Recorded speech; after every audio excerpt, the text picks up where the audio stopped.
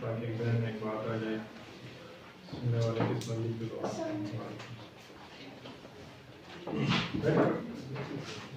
محمد شہبان جی محمد شہبان ہے اور میں انجینئر جی الیکٹریکل انجینئر ہوں. اچھا بس کریے آج کل کیا کام پہلے یہاں پہ مطلب کیا تھا ہسٹری تھا, اس کے بعد چلے گیا تھا فارم, اچھا پھر دوبارہ پاکستان آئے ہوں, ابھی یہاں پہ تیاری کر رہا ہوں.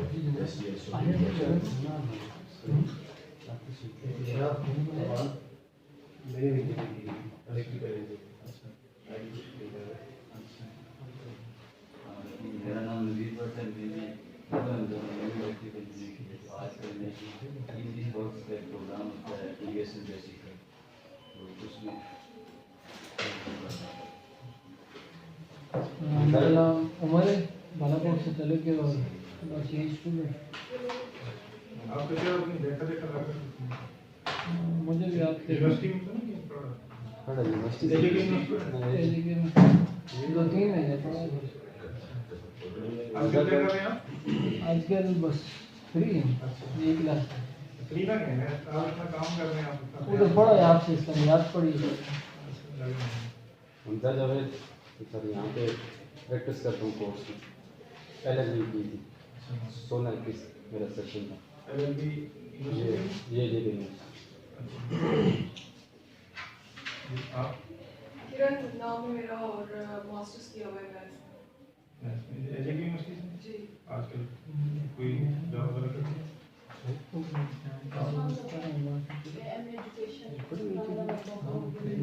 جی جاب کرتے ہیں. لبنہ سے یہ ایم ایس کیمسٹری کی ہے. اچھا آپ کی جاب کر رہے ہیں؟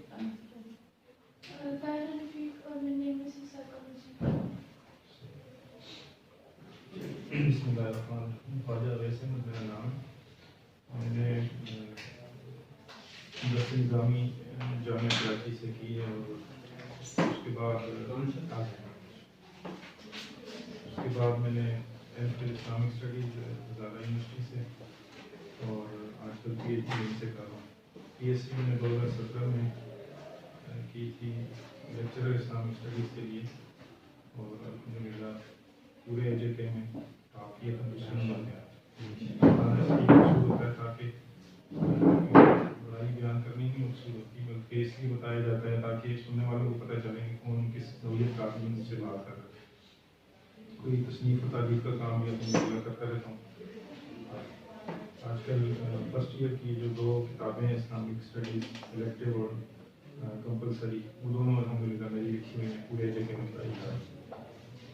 اس اعتبار سے لکھنے پڑھنے سے شکر ہے کافی تعلق رہتا ہے. 2 مرتبہ پی ایس سی میں گیا ہوں الحمدللہ, دونوں مرتبہ اچھے نمبر سے پاس ہوں. دوسری مرتبہ تحصیل قاضی کے لیے گیا تھا, تو اس میں بھی باقی جو آزاد کشمیر کے ضلع تھے ان میں جتنے لوگ بھی سلیکٹ ہو کے قاضی لگے ہوئے ہیں ان سے میرے نمبر کہیں زیادہ تھے. بس صرف مظفر آباد کے 3 لوگ مجھ سے آگے تھے اور 3 ہی سیٹیں تھیں. تو یہ لک ہوتی ہے, اللہ پاک کی طرف سے انتخاب ہوتا ہے کس کام کے لیے اللہ پاک اس کو منتخب کرتا ہے. تو پی ایس سی کے اعتبار سے یہ 2 اچیومنٹس تھی میری.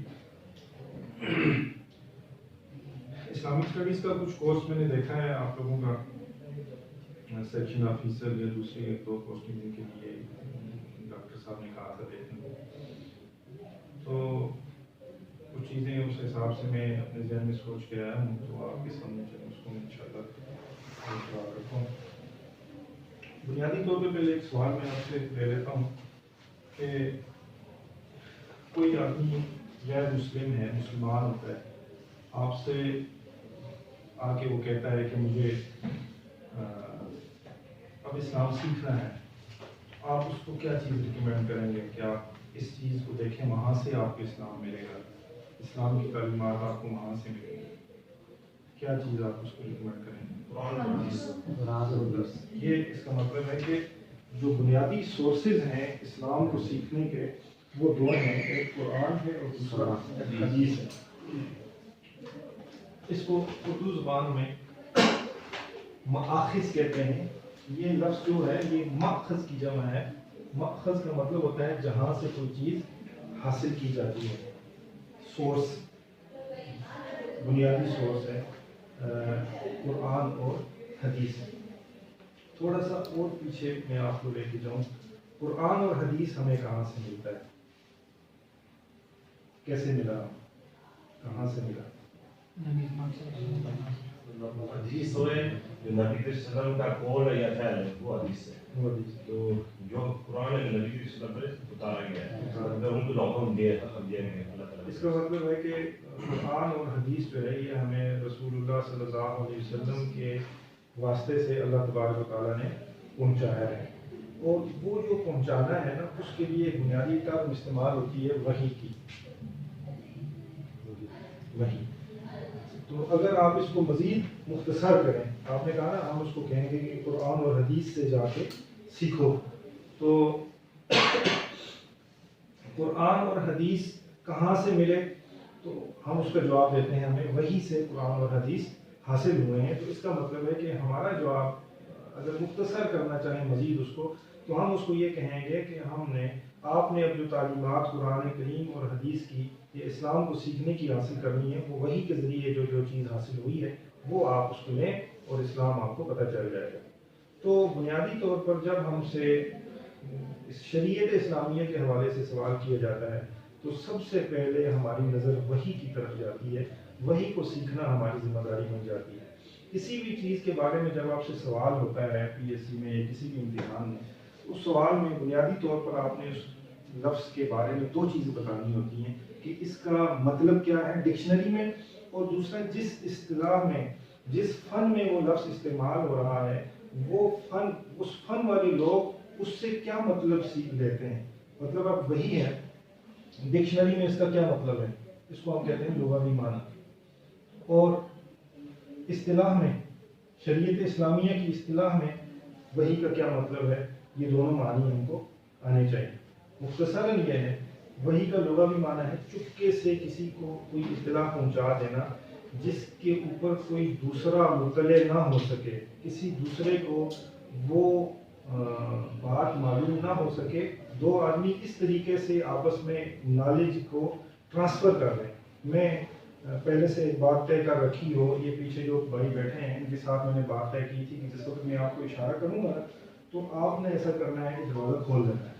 تو میں نے ان کو ایسے اشارہ کیا, وہ سمجھ لے کہ اب اس ٹائم کیا کرنا ہے, دروازہ کھولنا ہے. میں نے چپکے سے ایک بات ان تک پہنچا دی ہے, وہ سمجھ گئے ہیں, نالج منتقل ہو گیا ہے, باقیوں کو پتہ نہیں چلا کہ یہ کیا اشارہ کیا ہے. اس کو کہتے ہیں لغت میں ڈکشنری میں وحی کہا جاتا ہے. آگے اصطلاح شریعت میں آ جائیں تو وحی کا کیا مطلب ہے. اصطلاح شریعت کے اندر وحی کہا جاتا ہے کہ اللہ تبارک و تعالیٰ اپنے نبیوں کی طرف جب اپنا کوئی کلام منتقل کرتے ہیں اس کو وحی کہا جاتا ہے.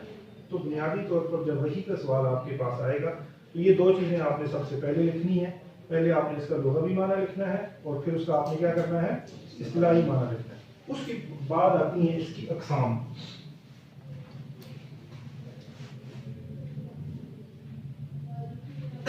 وحی کی قسمیں آپ نے لکھنی ہے کہ کون کون سی قسمیں ہیں.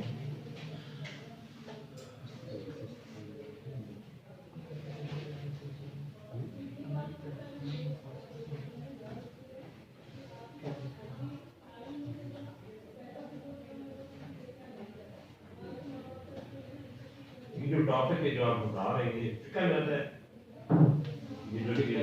یہ ابتدا کر رہا ہوں وہی ہے.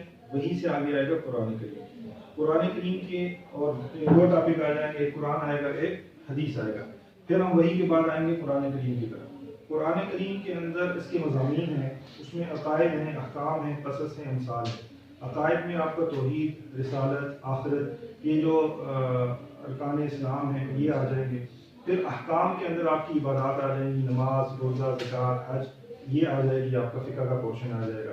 پھر اس میں عبادات کے احکام کے اندر جو عبادات کے پہلو ہیں, پھر معاملات کے پہلو ہیں, خرید و فروخت, قتل, اس کی سزا, چوری اس کی سزا, پھر کرایہ داری کے معاملات, بڑی فقہ کی کتابوں کے اندر جو چیزیں ہیں. تو یہ ایک سیکوینس سے میں لے کے جانا چاہ رہا ہوں تاکہ آپ کو پتہ چلے کہ یہ کیسے. پریپریشن کے لیے آپ کوئی بک ریکمینڈ کریں گے یا بکس بھی دیں گے انشاءاللہ. زیادہ اچھا ہے بکس کا پڑھیں. بکس کے اندر ایک ٹاپک کو پورے اچھے اسلوب سے لے کے چلا جاتا ہے. تو اگر آپ ڈیپلی اس کو دیکھنا چاہتے ہیں اس میں آپ کو تفصیلی کتابیں بھی دوں گا اور مختصر کتابیں بھی. لیکن تفصیلی کتاب پڑھتے ہیں اس کے بعد آپ بار بار اسی کو نہیں پڑھتے, پھر آپ ایک مختصر آپ کے پاس چیز ہوگی, آپ اس کا مطالعہ کریں گے, وہ ساری چیز جو تفصیلاً آپ نے پڑھی ہوئی ہے وہ آپ کے ذہن میں آ جائے گی. سمجھا رہی بات؟ سر یہ بہت زیادہ ریویو کر دیتا ہے جی ہم دیکھ لیں گے اس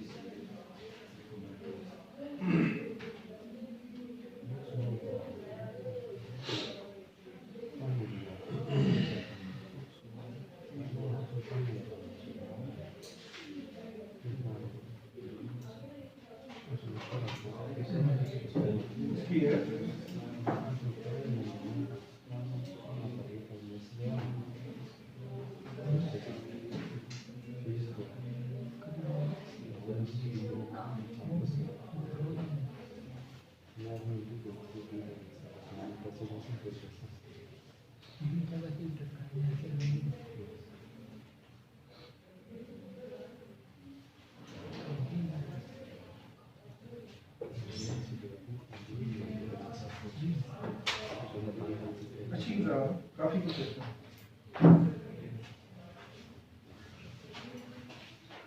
تو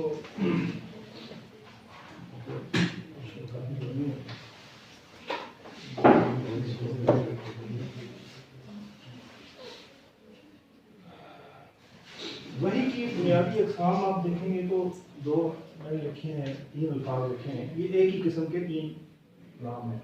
وحی مطلوب, وحی جلی, قرآن. ٹھیک ہے, اب یہ میں آپ کو لکھا ہوا بھی دے سکتا ہوں, لیکن بہت ساری چیزیں ایسی ہوتی ہیں جو پڑھنے سے تعلق رکھتی ہیں. جیسے لفظ مطلوب, یا جب تک سنیں گے نہیں ٹیچر سے, بعض اوقات اس کی پروننسیشن آپ صحیح نہیں کر پائیں گے, تو آپ کا جو انٹرویو ہوتا ہے اس کے اندر تو ظاہر زبانی بتانے والے کہ آپ تو نہیں دکھا سکتے کہ یہ چیز ہے. تو وہی ہے مطلوب, وہی جلی یا قرآن ہے. یہ اقسام وحی ہیں. دوسری قسم ہے اس کی وحی ہے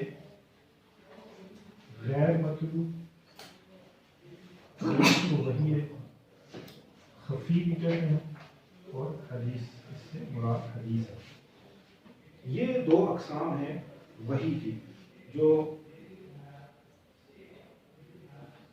بنیاد ہے اسلام کی. قرآن ہو یا حدیث ہو, دونوں کا تعلق جو ہے وہ وحی کے ساتھ ہے. اللہ تبارک و تعالیٰ کا کلام ہے جو اس نے اپنے نبیوں میں سے ایک نبی حضرت محمد رسول اللہ کی طرف نازل کیا ہے. بات سمجھ میں آ رہی ہے؟ مزید آگے جانے سے پہلے آپ اس کے وحی کے نازل ہونے کے طریقے تھوڑے سے میں آپ کو بتا دیتا ہوں. رسول کریم صلی اللہ علیہ وسلم پر جو وحی نازل ہوا کرتی تھی اس کے مختلف طریقے تھے. ایک طریقہ یہ تھا اللہ تبارک وحی کی, آپ اس کو عنوان دے دیں, وحی نازل ہونے کے طریقے.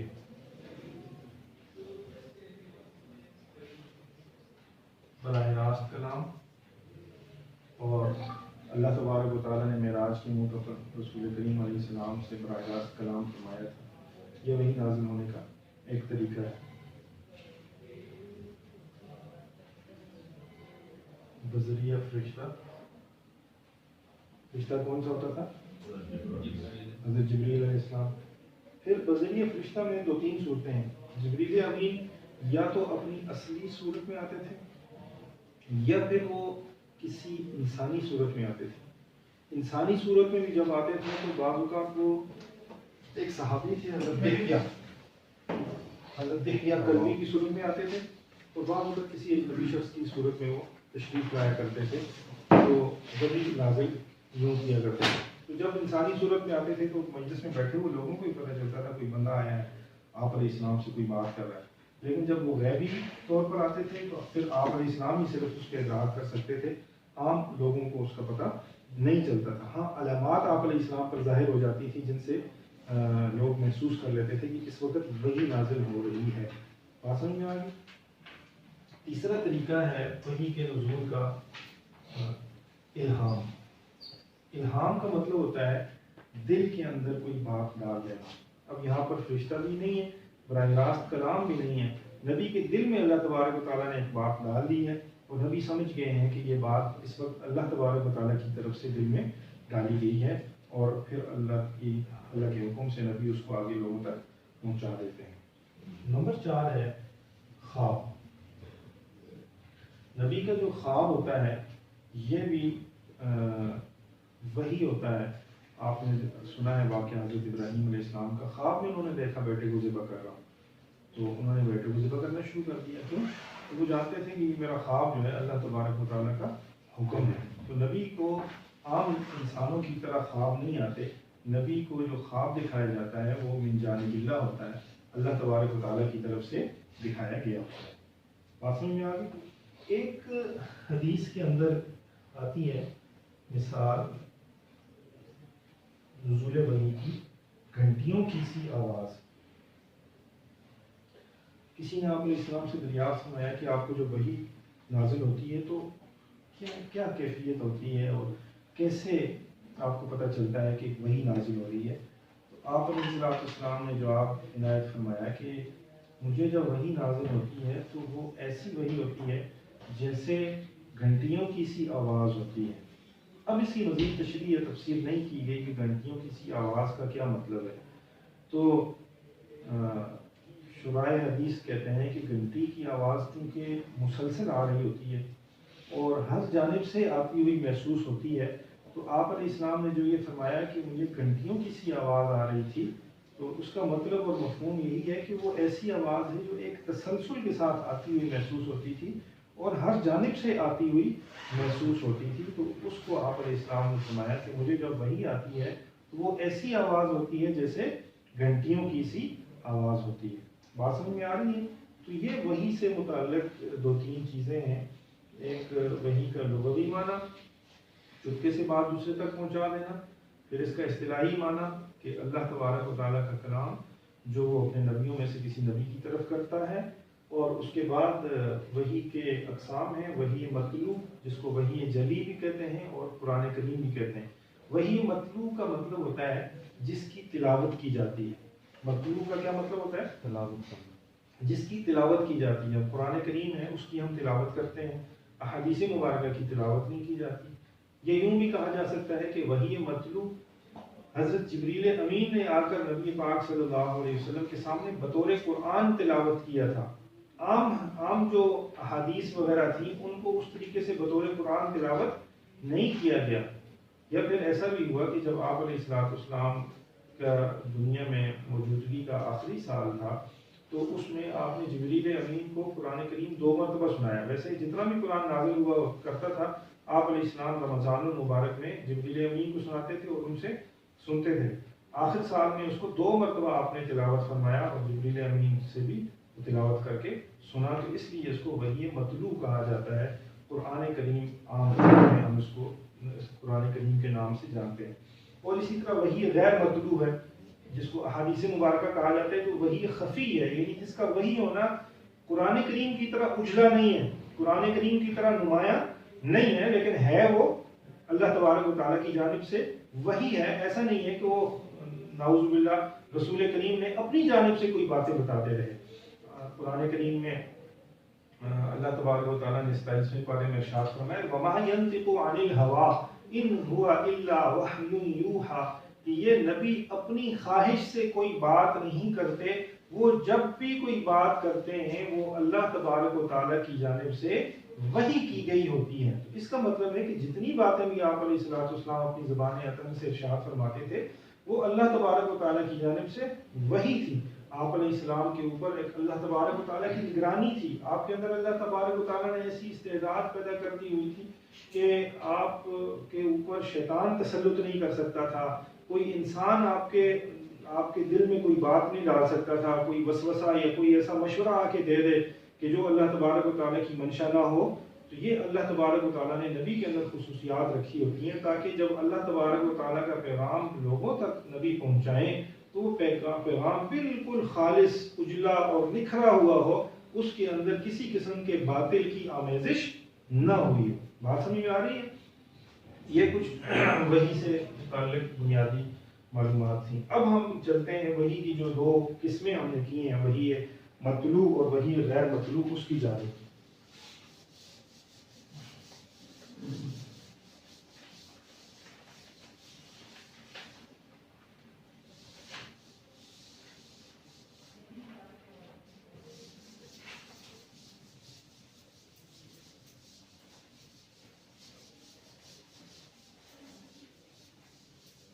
بلکہ وہ جو پیپر مجھے بھیجے تھے ان میں پہلا سوال ہی میرا خیال یہ تھا وہی کے حوالے سے اہم سوال ہے اس پر کتابوں کے اندر بھی آپ کو ملے گا میں آپ نے. اب آپ کو پتہ چل گیا کہ جو وہی ہے اس کے آگے کتنے حصے ہیں؟ 2 حصے ہیں. تو ایک حصے کو ہم تھوڑا سا ابھی سائڈ پہ رکھتے ہیں. تو ابھی ہم بات کرتے ہیں اس کی قرآن کریم میں.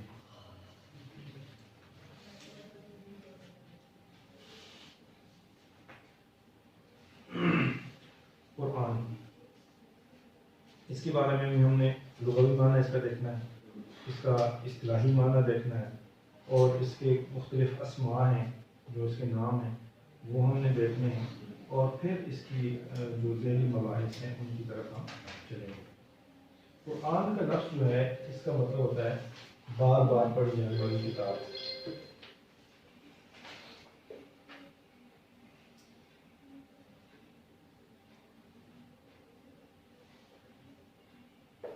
لفظ قرآن کا کیا مطلب ہوتا ہے؟ بار بار پڑھی جانے والی کتاب. یہ جو لفظ قرآن ہے یہ قرآن کریم کا ذاتی نام ہے. قرآن کریم کا ذاتی نام. جیسے یہ قرآن کا لفظ خود اس کا ذاتی نام ہے نا, اسی طریقے سے اس کے 4 اور نام ہیں جو اس کے ذاتی نام ہیں. ایک تو ہوتا ہے نا صفاتی نام, جیسے آپ نے قرآن کریم کے شروع میں دیکھا ہوگا اللہ تبارک و تعالیٰ کے نام ہے, وہ صفاتی نام ہے. وہ اللہ الرحمن الرحیم الملک القدوس السلام, یہ سارے صفاتی نام. تو قرآن کریم کے بھی اس طرح صفاتی نام بھی کئی ہیں, لیکن 4 نام اس کے بالکل ذاتی ہیں. جیسے قرآن کریم اس کا نام ہے, ویسے ہی اس کا ایک نام ہے فرقان, ویسے ہی اس کا ایک نام ہے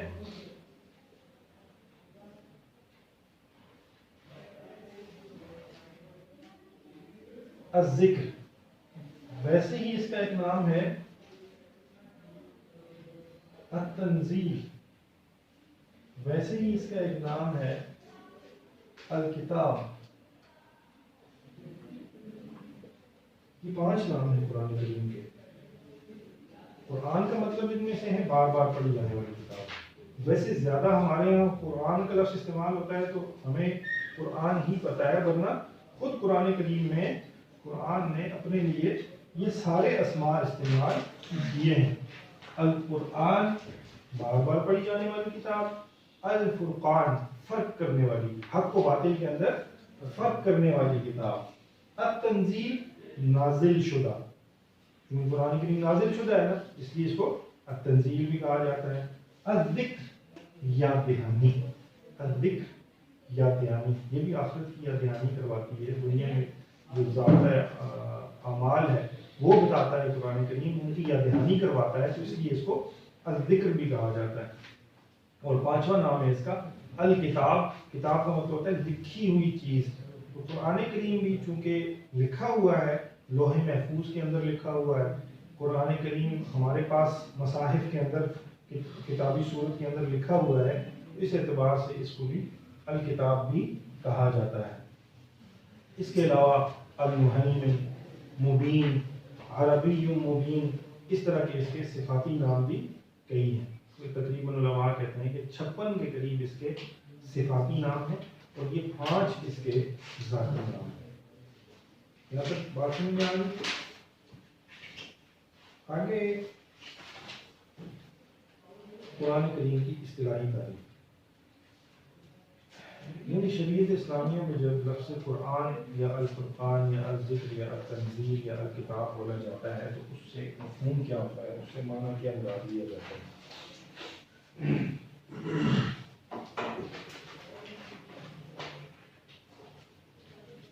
تعریف لکھیں پھر اس کو مختلف اجزاء کی میں تشریح کر دیتا ہوں. قرآن کریم اللہ تبارک و تعالیٰ کا وہ کلام ہے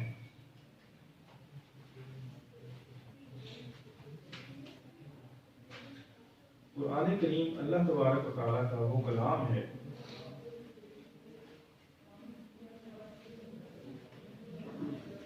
جو اس نے حضرت جبریل امین کے ذریعے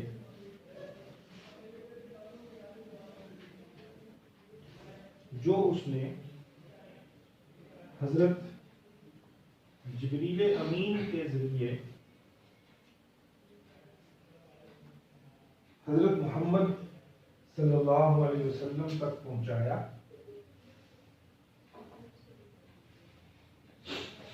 حضرت محمد صلی اللہ علیہ وسلم تک پہنچایا،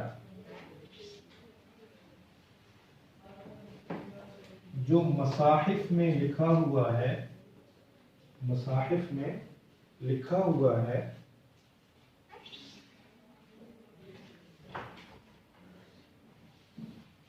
اور بغیر کسی شک و شبہ کے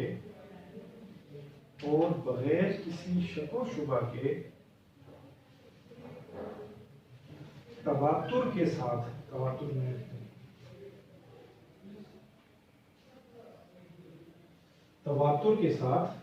ہم تک پہنچا ہے، اور بغیر کسی شک و شبہ کے تواتر کے ساتھ ہم تک پہنچا ہے۔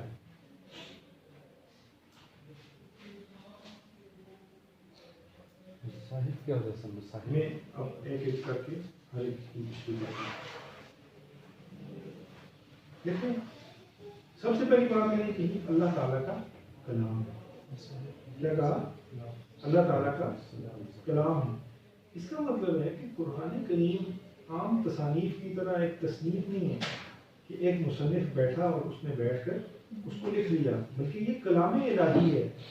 یہ اللہ نے اپنے نبی کے ساتھ جو بات کی ہوئی ہے وہ بات لکھی ہوئی صورت میں ہے، تو یہ تصنیف نہیں ہے بلکہ بنیادی طور پر ایک کلام ہے، اور پھر اس کلام کو لکھا گیا ہے۔ ایک بات ہوگی اللہ تعالیٰ کا کلام ہے، دوسری بات یہ کہ بذریعہ جبریل نبی پاک صلی اللہ علیہ وسلم تک پہنچا ہے۔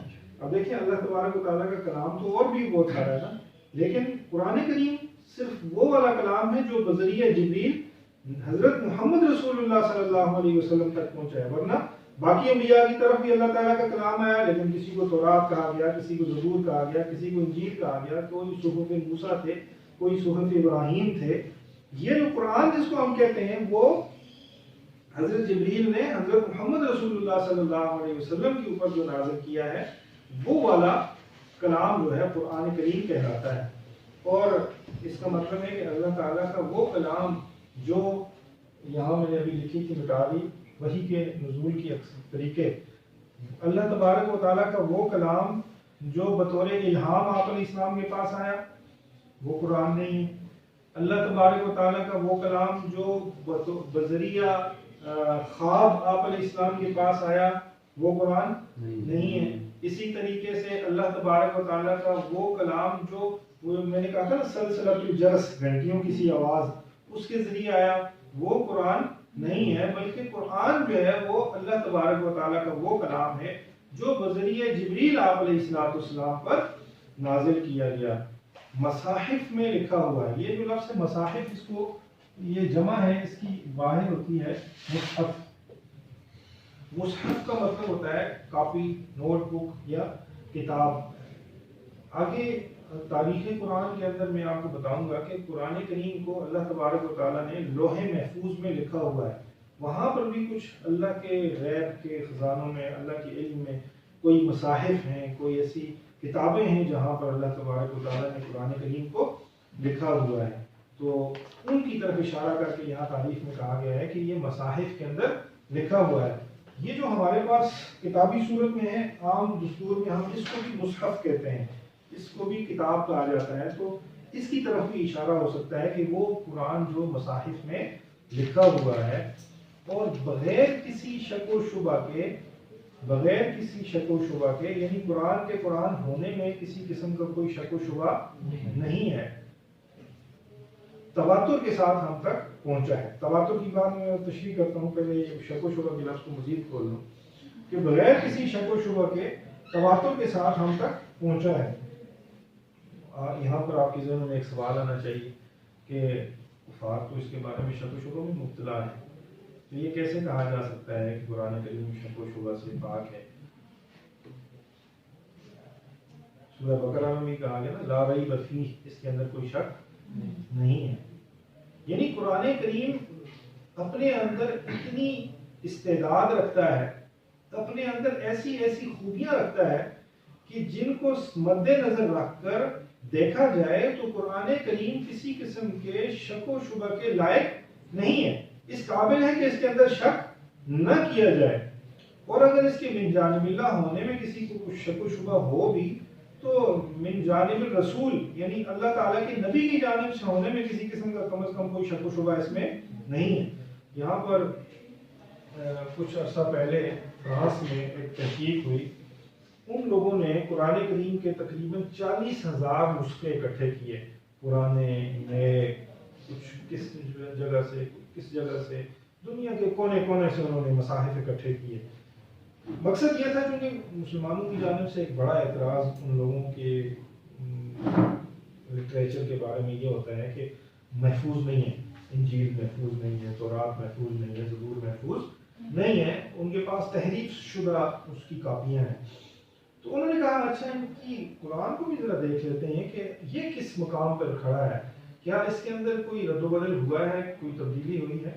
تو جیسے میں نے بتایا کہ 40,000 نسخے انہوں نے جمع کیے اور ان کو آپس میں ٹیلی کیا کہ یار ان کو دیکھتے ہیں آپس میں ان کا کیا فرق ہے.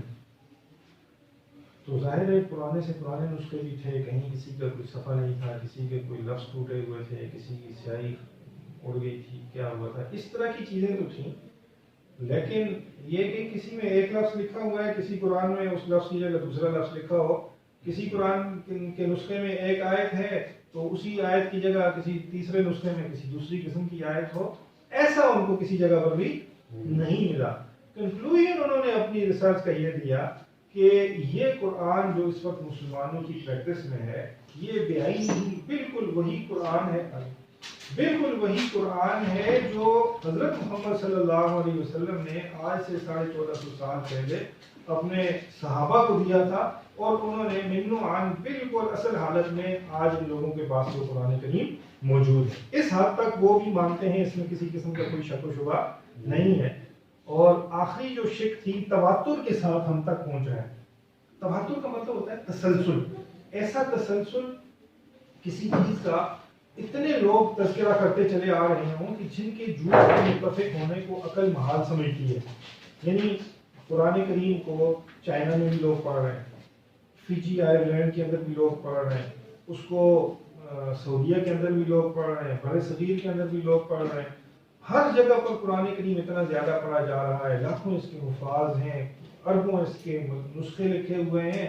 تو اس کا مطلب ہے کہ قرآن کریم جو ہے وہ اتنا پھیلا ہوا ہے کہ اس کے بارے میں یہ شک کرنا، یہ شبہ کرنا کہ یہ چند لوگوں نے اپنی طرف سے بنا کر پھیلا دیا ہوگا، ایسا تو عقل تصور نہیں کر سکتی نا، کیونکہ اتنا زیادہ پھیلاؤ کسی حکومت کے بس کے اندر نہیں ہے کہ جائے کہ چند لوگ اس کو اس طرح کا بنا کر آگے لوگوں کے اندر پھیلا دیں. خیر یہ کوئی اتنی تفصیل میں جانے کی اس کی ضرورت نہیں ہے.